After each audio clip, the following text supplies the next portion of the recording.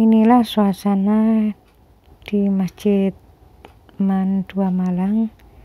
Ini Bunda berada di depan Masjid Al-Falah Man 2 Malang. Suasana sepi ya kalau habis sholat subuh gini. Kalau 6:30 itu mulai ramai ya, padat kendaraan, sangat sulit menyeberang. Ya, ini Bunda mau belanja di Indomaret depannya Man 2 Malang. Nanti bisa dilihat nanti belanjaannya apa saja. Ini rencana mau beli buah. Biasanya orang itu kalau selingkuh itu ketika ditanya ya jawabannya ya karena istrinya nggak perhatian sama dia lah. Terus teman kerjanya itu membawa makanan siang untuk dia, terus pulang kerja juga bareng-bareng. Nah, ada istilah rating tresno jalaran saka kulino. Itu kan hanya pencitraan seorang laki-laki saja ya.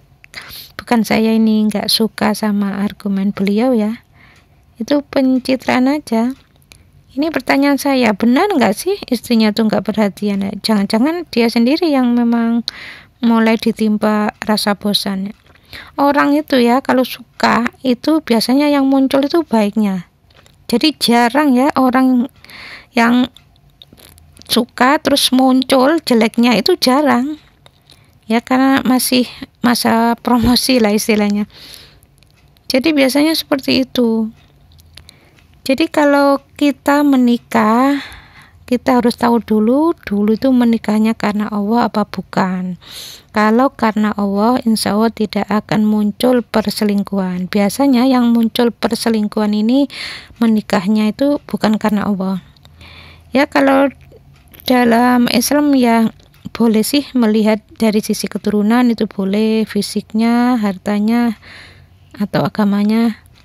Tapi yang lebih dipentingkan itu seharusnya agamanya.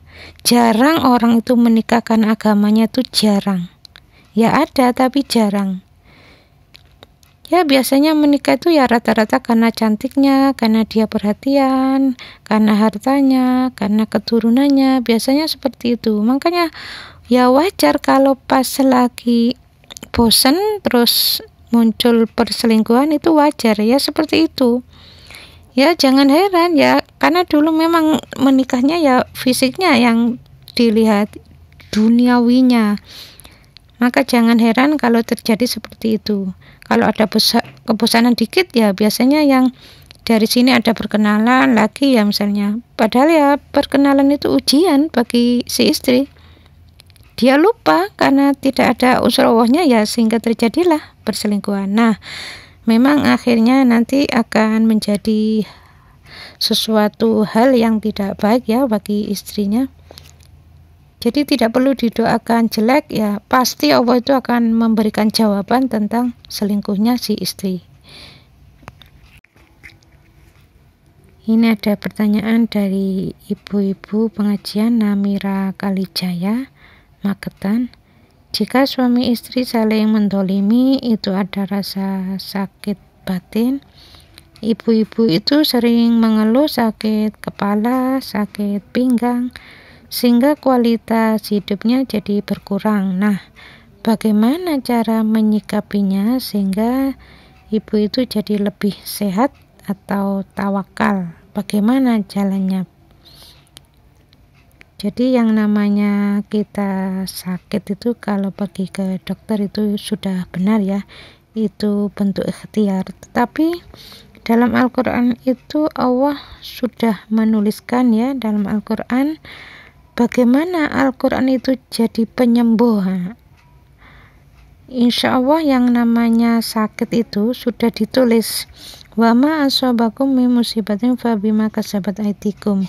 Apa saja musibah yang engkau terima itu adalah akibat dari buat tanganmu sendiri.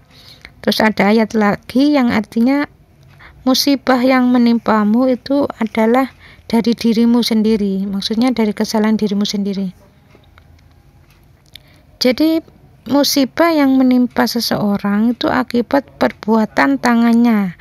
yang dilakukan, bukan tangan yang mencuri, mencubit, bukan itu saja ya, tapi akhlak yang sehari-hari itu. Jadi kalau orang itu misalnya sakit pinggang ya karena memang keras di dalam keluarga. Kalau orang itu sakit kepalanya sebelah kiri bagian belakang biasanya sering suudon, sering curiga. Kalau sakit kepalanya di tengah-tengah pas biasanya sering jengkel dengan pasangan ya, seperti itu. Kalau sakit kepalanya di sebelah kanan bagian belakang merasa apa yang dipikirkan selalu benar. Nah, itu nanti sakit kepala di sebelah kanan. Kalau dendam ya itu nanti larinya ke hati. Nah, insya Allah kalau orang itu baik, dia mengaplikasikannya Al-Quran itu penuh. Ya, dia tidak akan seperti itu. Misalnya orang itu memberi nasihat, ya akan memberi nasihat dengan baik. Dalam Al-Quran dijelaskan watawasau bil haqqi watawasau bil marhamah, memberi nasihat dengan kasih sayang.